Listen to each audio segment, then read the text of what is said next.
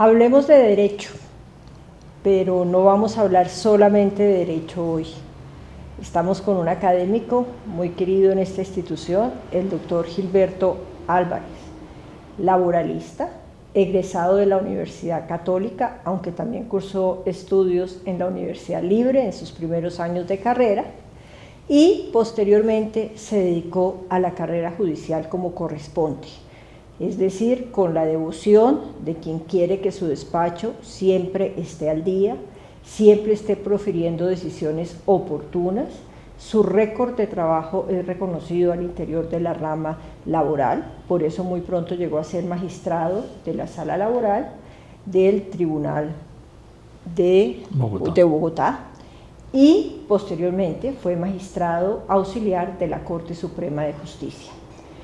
Pero hoy el doctor Gilberto quiere hablarnos de otra cosa, nos quiere hablar de música, de violines, de violonchelos, de maderas, de Cremona, de un mundo fascinante al que le ha dedicado también toda su vida con la misma devoción que al derecho. A ver, mi querido doctor Gilberto, ¿cómo se acompasa la música y el derecho? Bueno, pues son compatibles, inclusive en la historia hay grandes músicos que fueron abogados, como Tchaikovsky. Tchaikovsky era abogado. Sí, ruso, un gran compositor romántico. Él hizo estudios, trabajó como funcionario en el Ministerio de Justicia de San Petersburgo, creo que. Algo así, que en esa época la capital era de los zares, ¿no? Sí. Pero después dijo, no, esto no es lo mío, y se pasó a la música. Y se pasó a la música. A la música, sí. Bueno, yo recuerdo que hay un texto del doctor Carlos Restrepo Piedrahíta, mi maestro, que se llama Tres variaciones alrededor del derecho, y uno es derecho y música, y acompasa los dos conceptos a partir de la interpretación, y hace unas símiles y unas metáforas y unos paralelos hermosísimos. ¿Cómo es el tema de los violines, de la interpretación de la música por los violines? ¿Por qué llega usted al mundo de los violines? ¿Por qué se queda ahí? Porque en mi juventud yo quise ser violinista y tomé clases y todo eso, pero finalmente no se pudo. No se pudo porque pues, no encontré el apoyo familiar para el efecto. Principio de la realidad. Eso. Y mi papá se oponía porque no quería que yo fuera músico. Bueno, él pensaba siempre en serenateros y cosas de esas. Claro, bueno. La bohemia. Exacto, pero siendo yo todavía un niño, yo vi un libro en una librería que se llama Stradivario, y ese libro lo compré y me entusiasmó, y es la historia de Antonio Stradivari, que lo llaman Stradivarius porque en esa época latinizaban el nombre y el apellido. Sí. Pasa como Guarnerius, que era Guarneri, pero sí. Más conocido como Giuseppe Guarnerius. Sí, entonces pasaron muchos años y después de eso encontré un luthier chileno aquí en Bogotá que me recibió en su taller, y yo iba los sábados, y entonces allá empecé a aprender cómo se hace un violín, ¿no? Y bueno, me entusiasmé. Pero explíqueme un momentico, o sea, ¿usted hace violines? Sí, yo hago violines. No es que los toque, interprete, sino hace violines, pero eso es un arte. Sí, violines, violas y violonchelos. Y para eso necesitas saber de maderas, de los nudos, de qué árbol, sí. Necesitas saber de acústica, necesitas saber de las cuerdas, cómo se... Sí, pero bueno, yo no hice estudios de lutería en una academia como la Antonio Stradivari que hay en Cremona, que son 5 años, dan un título profesional de maestro liutaio, se dice en italiano, maestro liutaio. Hice estudios pues, empíricos y con personas de acá que tampoco tenían estudios, que han sido empíricos. Y bueno, sí, por el camino yo he viajado unas 7 veces a Cremona. Allá pues soy muy conocido por gran parte de los luthieres, y bueno, ya me conocen, me invitan, conozco casi todos los talleres de Cremona. ¿Cómo es esta palabra? ¿Luthieres? Bueno, explíquenos esa etimología, sí, porque sí, creo que es pertinente. La palabra castiza del diccionario de la Real Academia es violero. Violero, pero no se usa.